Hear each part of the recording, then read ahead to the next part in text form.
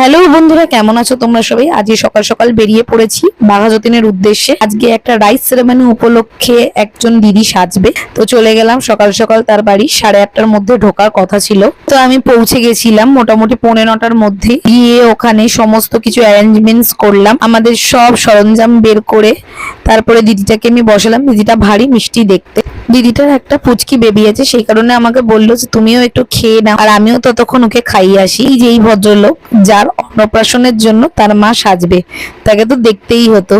এত দুষ্টু আর এত বদমাইশ, জাস্ট বলার কথা নয়। এই বয়সেই যা ছটপটে আর বদমাইশ, বড় হলে যে খুব বদমাইশ হবে ও বোঝাই যাচ্ছিল। তোমরা অবশ্যই জানিও যে এই ভদ্রলোককে তোমাদের কেমন লাগলো।